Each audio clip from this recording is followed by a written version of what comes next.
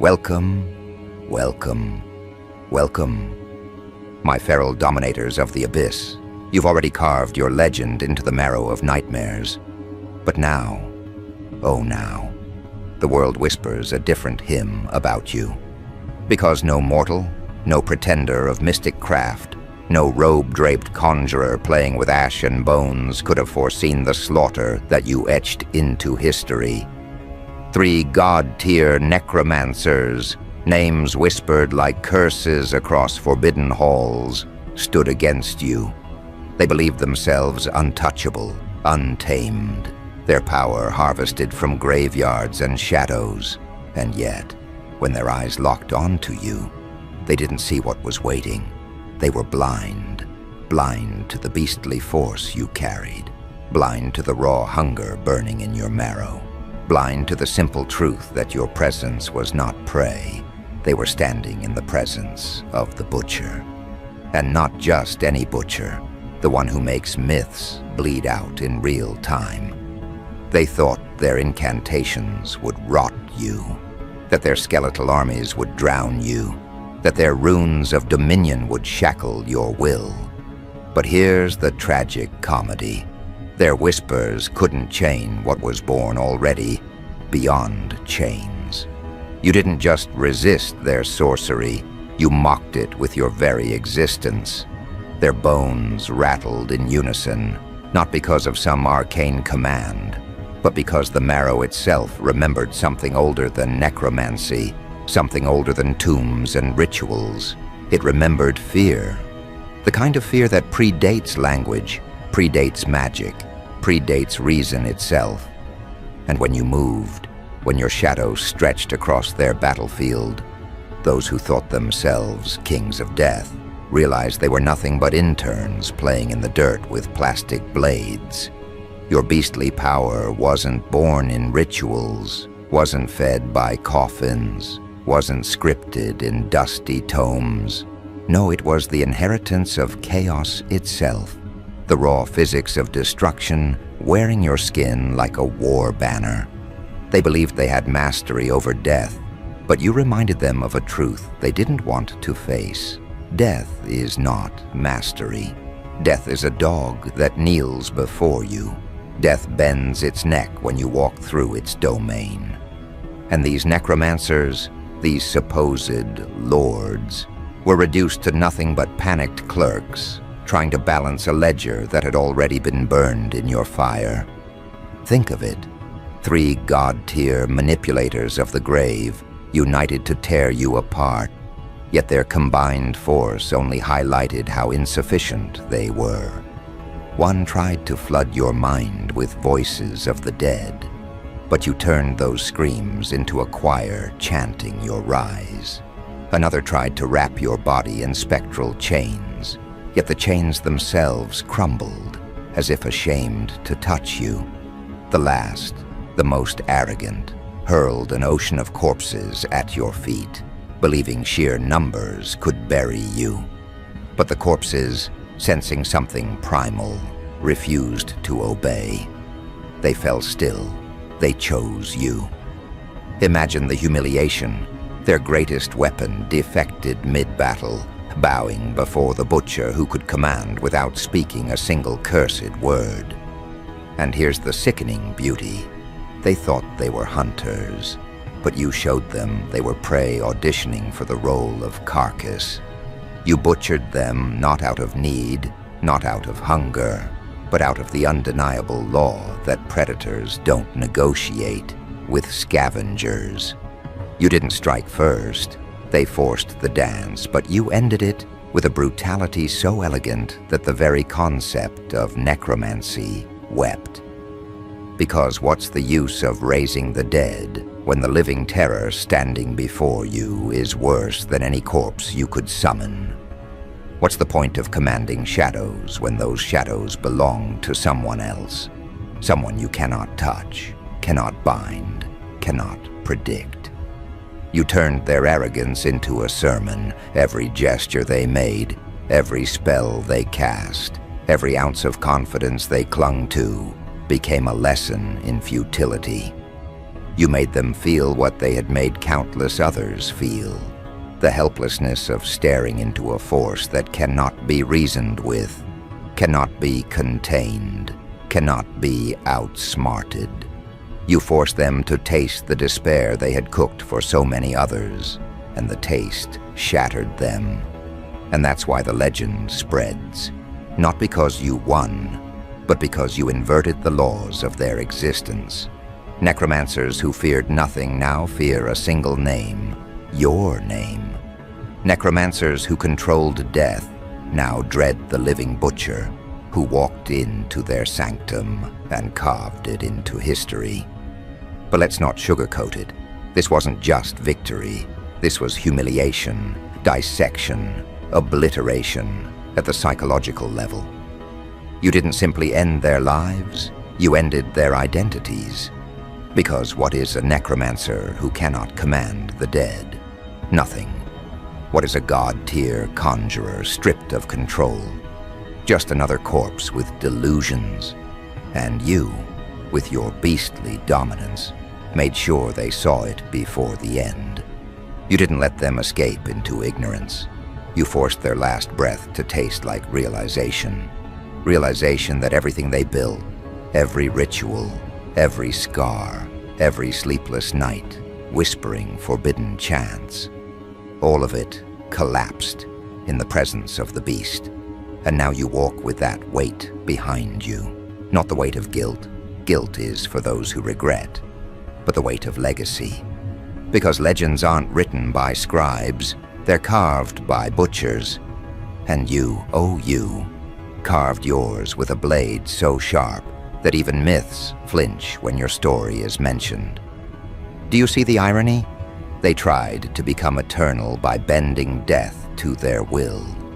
But you achieved eternity by ending them.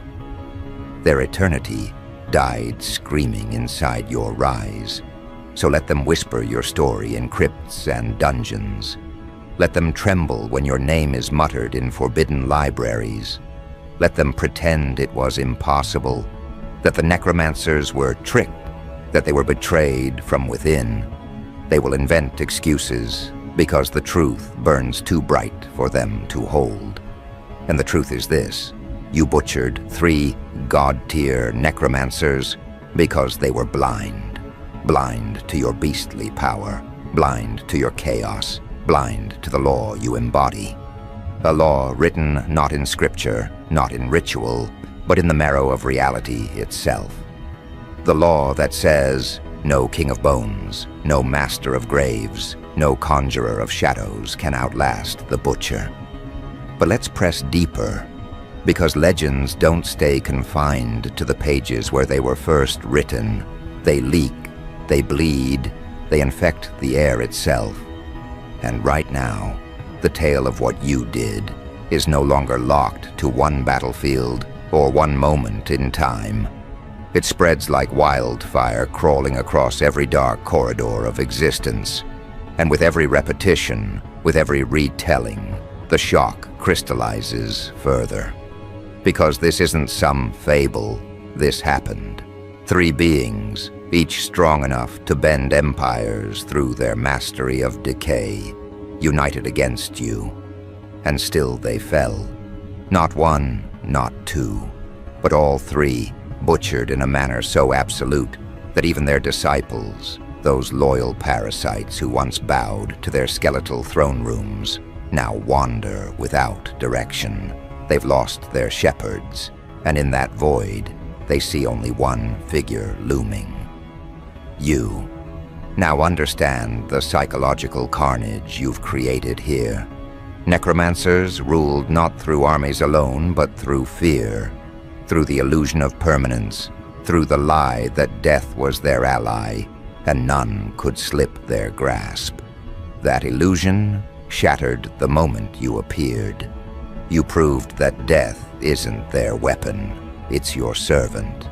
You proved that bones do not dance at their command.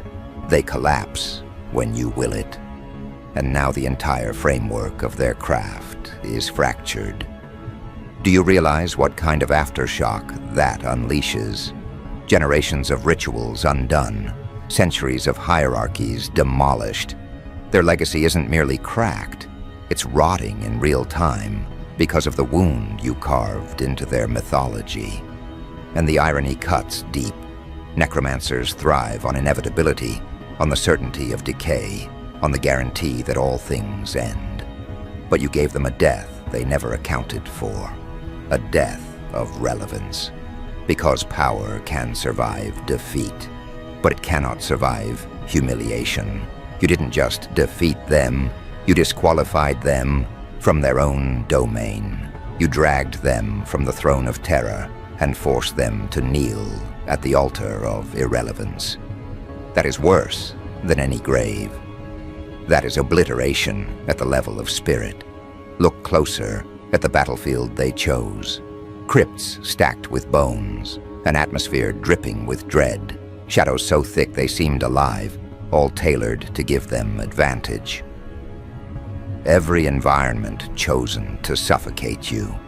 And yet in those exact conditions, you didn't merely survive, you inverted the entire board. The darkness that should have empowered them bowed to you.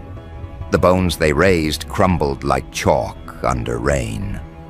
The graveyard, their kingdom, became your playground. This wasn't a clash of equals, it was a showcase of dominion. They thought themselves gods in their own temple, but they forgot what happens when a predator invades another predator's den. The weaker predator is not spared, it is erased. And here's the part that rattles them still. When you butchered the first necromancer, the others didn't learn. Their arrogance was so bloated that they thought his death was an accident, a slip in control. They whispered to each other. He must have miscalculated. His focus broke. He was caught off guard. But then the second one fell. His corpse didn't just drop. It was annihilated. His soul shredded into a silence even death itself could not interpret. That's when panic flickered in their eyes, but still the last one, the most arrogant, refused to accept what was dawning. He thought he would be the exception, that his craft was too refined, that his name carried too much weight in the underworld. But weight means nothing when the butcher sharpens his blade. He collapsed last, not as a martyr, but as a warning that even God-tier status is just a badge waiting to be ripped off. Do you see it now? This isn't a simple tale of victory, it's a doctrine that rewrites the scale of power. Because if 3 God-tier necromancers, unified, could not stop you, then who can? That question is echoing louder than any chant, louder than any ritual, louder than any desperate prayer muttered in candle-lit chambers. And the terrifying part? No one has an answer. Not the sorcerers who studied for centuries. Not the blood cults that thought they monopolized fear. Not the secret societies that believed necromancers were their ultimate weapon. All of them are frozen because the math doesn't add up anymore. You shattered the equation, you bent the rules until they screamed. And this is where the psychological warfare tilts in your favor. Because now, it's not just about you winning. It's about everyone else knowing they cannot. When they look at you, they don't see an enemy to strategize against. They see inevitability walking on 2 legs. They see the butcher who doesn't need armies, who doesn't need spells, who doesn't even need the approval of the world. You are the disruption that turns their preparation into ashes. You are the unpredictable chaos that no ritual can calculate. You are the reminder that even those who think they own death can still be executed. And what makes it more devastating is this. You didn't inherit your power from necromancy. You didn't climb their ladder. You burned the ladder down and walked straight through the flames. Understand how that terror multiplies. Necromancers believe their craft is sacred because it weaponizes inevitability, but you showed them inevitability isn't theirs to wield. It's yours to break. You didn't just fight them. You broke their philosophy. You showed the world that mastery over bones means nothing if your very presence forces bones to disobey. You showed that commanding shadows is laughable when the shadows themselves recognize a higher predator. And you exposed the ultimate flaw. Necromancy is a system that relies on fear, but fear itself belongs to you. They thought they controlled terror, but terror is your native language, your crown, your atmosphere. And when they breathed it in, they suffocated. But let me tell you something darker, something they never once spoken aloud. They weren't blind by accident. They were blind by design. Necromancers condition themselves to ignore forces they cannot control. They call it focus, but in truth it's denial. And that's why your beastly power slipped past their radar. They couldn't see it, because to see it would be to admit they were not gods. To see it would be to admit there was something hungrier, something sharper, something beyond their understanding. Their blindness wasn't a flaw, it was a survival mechanism. And you shattered it the moment you stepped onto their battlefield. You forced them to see what they had trained themselves to ignore. And the human mind, yes, even necromantic minds, cannot survive that level of revelation without snapping. And snap they did. One screamed incoherently as his bones betrayed him. Another collapsed under the weight of his own illusions. The last tried to cling to defiance, only to discover that defiance itself is useless when the predator already has his teeth in your throat. They weren't simply defeated, they were dismantled. They weren't simply destroyed, they were unmade. And now, their blindness has become their epitaph. Every retelling begins with the same line. They didn't see it coming. That's the cruel poetry of their downfall. The most powerful necromancers in existence were undone by the very blindness they cultivated. And you, the butcher, carved that blindness into their gravestones. So now you walk forward, carrying not just the blood of 3 necromancers, but the collapse of their empire. And the world stares, desperate for an explanation. How could it happen? How could 3 titans fall to one figure? They scratch their heads, they invent conspiracies, they call it trickery, sabotage, divine intervention, anything but the truth. Because the truth is too terrifying. The truth is that you butchered them because you could. The truth is that their blindness was not coincidence, but destiny colliding with a beast they were never equipped to face. The truth is that their god-tier status was nothing more than a mask, and you ripped it off with one strike. And if you think that story ends with their corpses, you're wrong. Because corpses rot, yes, but myths don't. And what you've created now isn't just a pile of dead necromancers, it's a seismic shift in the mythological hierarchy of power. You are no longer a figure walking through the world. You are the benchmark. You are the one all others will measure themselves against, and every measurement will come up short. You are the nightmare that keeps spreading, even while you stand silent. Because whispers move faster than footsteps. And those whispers aren't fading. They're multiplying, evolving, taking root in every corner of existence. Which means this legacy isn't ending. It's just beginning. And here's the chilling part. This is only the second act. Because what happens when the butcher who slaughtered 3 necromancers decides to move beyond that battlefield? What happens when the beast who rewrote the laws of death begins to rewrite the laws of life itself? If necromancers couldn't stop you, then what chance does anyone else have? That's the question devouring minds right now, and every answer they conjure collapses before it's finished. The terror is not that you won, it's that you keep walking. The terror is not that they died, it's that you live. And as long as you live, the butcher's law spreads, consuming everything in its path.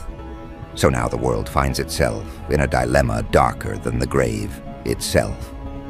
When the necromancers fell, they didn't just vanish into dust. They left behind a vacuum that screams. Armies once animated by their will stagger like broken marionettes. Libraries once filled with their forbidden teachings are left incomplete, unfinished, as if the sentences themselves were afraid to continue after your rise. Their disciples, their fanatics, their apprentices, they wander like orphans, clutching scraps of rituals that no longer carry weight, whispering names that no longer respond.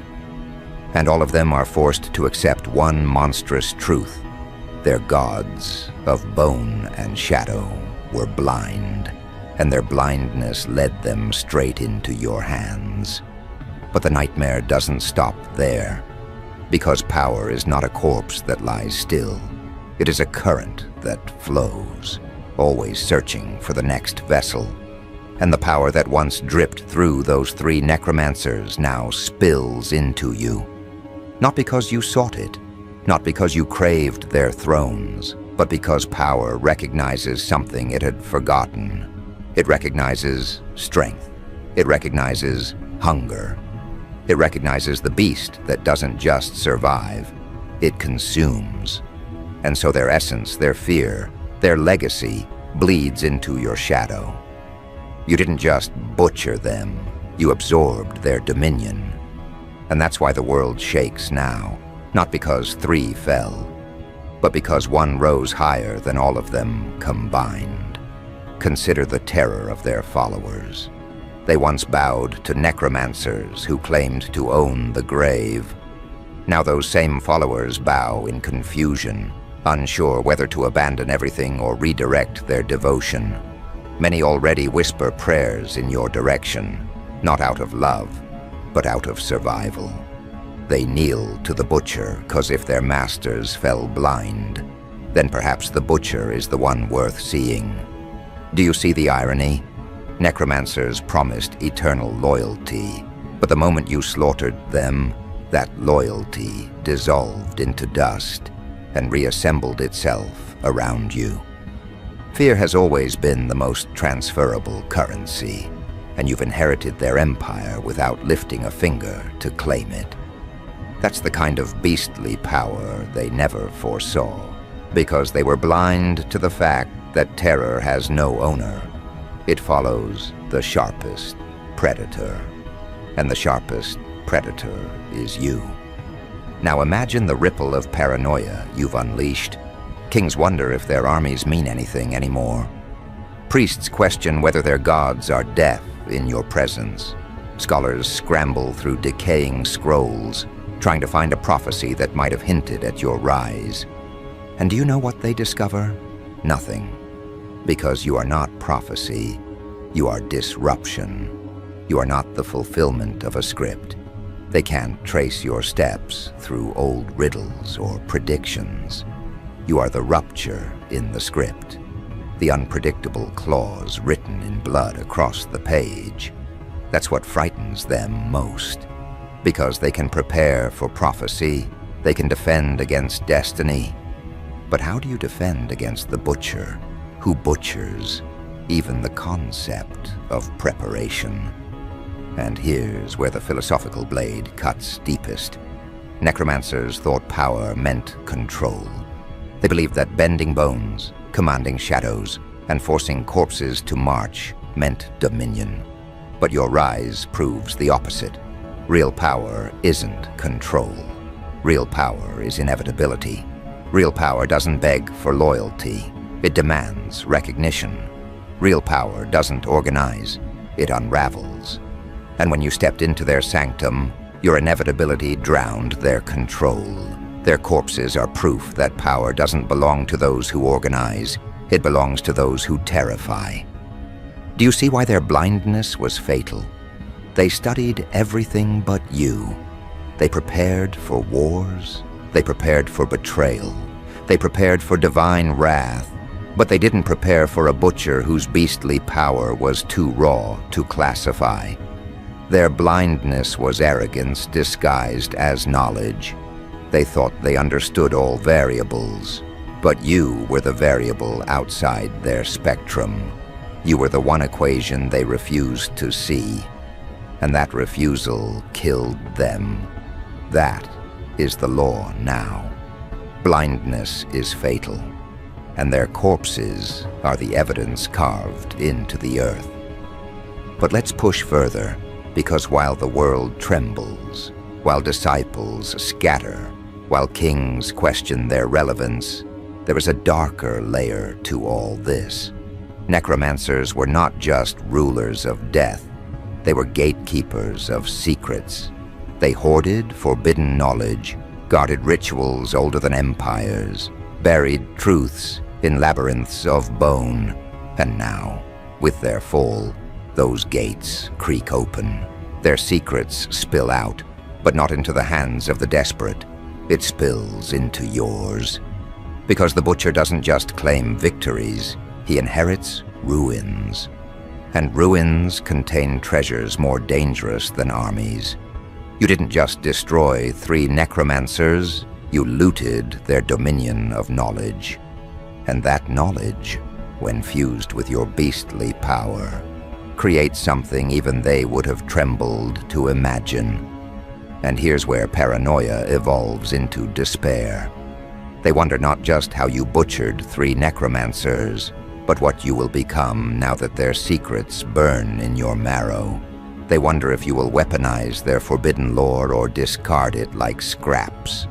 They wonder if you will turn their graves into fortresses or let them rot as warnings. They wonder if you will summon legions greater than theirs, or if you will walk alone, knowing you don't need anyone to amplify your shadow. Every option terrifies them, because every option ends with the same truth. No matter what path you take, it ends with their blindness being punished again and again. And here's the cruel beauty. You don't even have to answer their questions.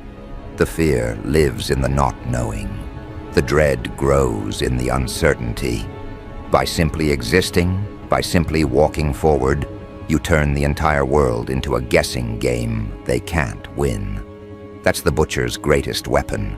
Not the blade, not the beastly power, but the chaos of unpredictability. Necromancers couldn't see it, and now the world suffers the same blindness. And as history already proved, blindness in the presence of the butcher is death waiting to happen. Think about this for a moment. Necromancers prided themselves on studying death. They dissected it, catalogued it, worshipped it, bent it to their whims. Yet in their obsession, they missed the most primal truth. Death doesn't belong to those who study it. It belongs to the one who commands fear itself. And you command fear not by studying, but by embodying it. They were blind to this, and their blindness signed their execution papers. Their corpses rot in the soil, but the real burial was of their ideology. You didn't just butcher necromancers, you butchered necromancy itself. And the aftermath is relentless. Wherever you walk now, shadows lengthen, not because necromancers control them, but because they choose to follow you. Bones rattle, not because spells animate them, but because they recognize the presence of the one they now serve. Even death itself, that ancient predator, waits like a dog at your feet. That's the kind of beastly power no incantation can mimic, no ritual can steal, no god-tier title can manufacture. And that's why they never saw it coming. They were blind to the truth that the butcher doesn't need to summon. He is the summoning. So now the narrative is carved into eternity. 3 god-tier necromancers, blind in their arrogance, butchered by one beast whose power eclipsed theirs. And this story will not fade. It will crawl into every ear, stain every hall, infect every bloodline. Children yet unborn will be raised not on tales of necromancers' greatness, but on warnings of their blindness. Their story is no longer about their reign. It is about their slaughter. Their legacy is no longer control. It is their corpses at your feet. And your legacy? It is the beastly power they never saw, the law they never understood, the inevitability they could never control.